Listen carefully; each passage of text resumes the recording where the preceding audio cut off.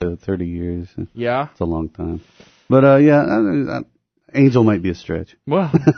But, I mean, they just needed a place to crash, so we provided that. So, I have no personal comment on that. I'll tell you this. I'll tell you.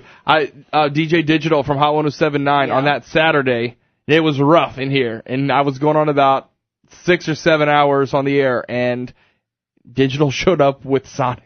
And I was like, oh, you know, I mean, the rain was just so bad, you couldn't get around to a lot of places. So, anyway, they come in different forms. So, what about your business? Business had a little water damage, nothing real major. We're still open and all that. I got you.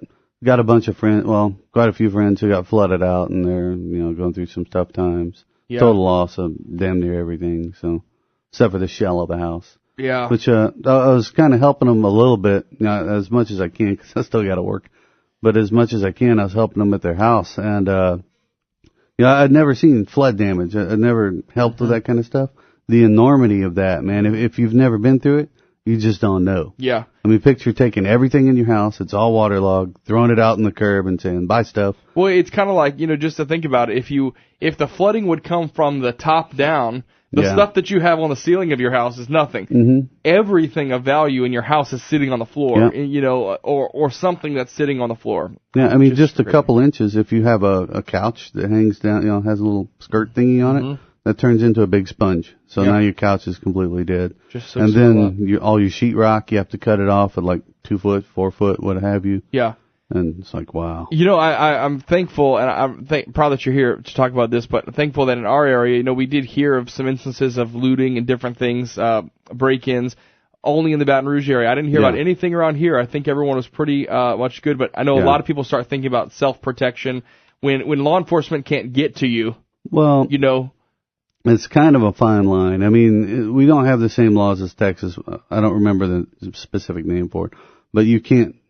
Well, I'll just say you can't shoot somebody to guard stuff to protect. If somebody's stealing your TV, you can't bust a gap in their butt.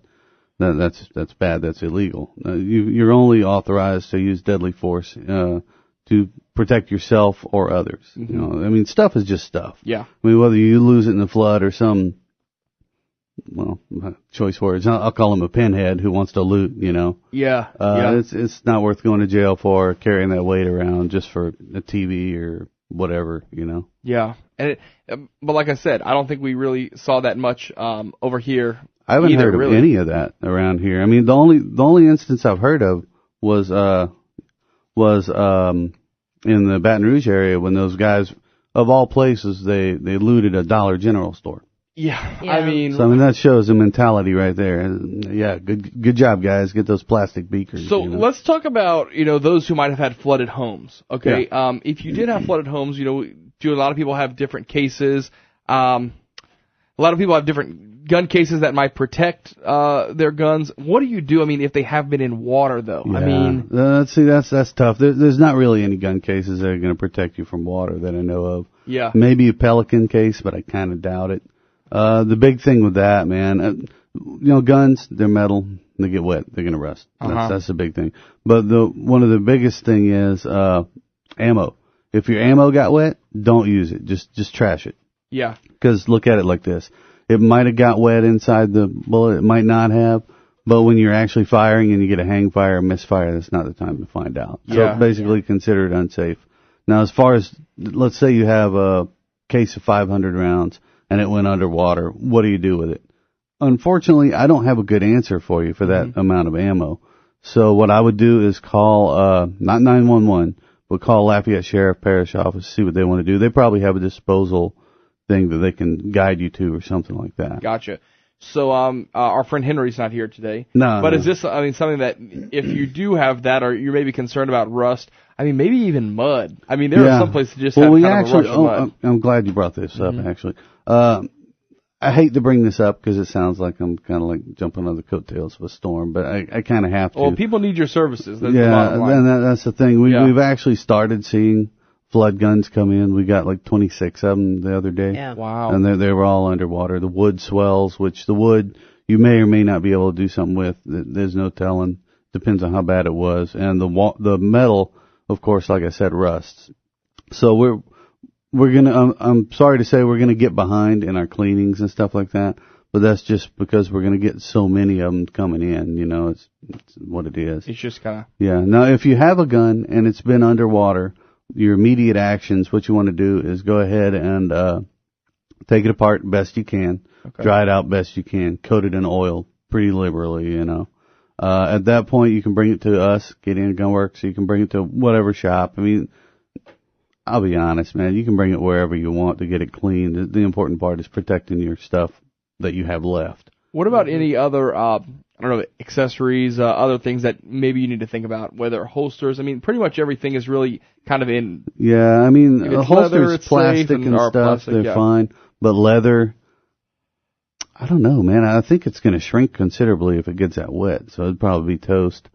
I guess you could hang it out to dry and then wait and see. Yeah, that's the only thing you can do. Yeah, and would it, I don't know, would it... But then again, is it going to dry out in the... That's what I'm... It's not like we have sunlight every day, you know, it rains. Yeah. That's what I was wondering. Well, that's really a wealth of information. Katie on Gun Works, located in Scott. You said you had a little bit of water, but you are open.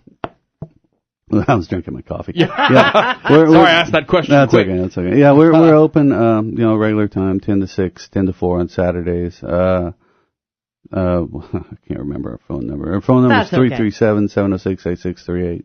And if y'all want, come out. We also do appraisals.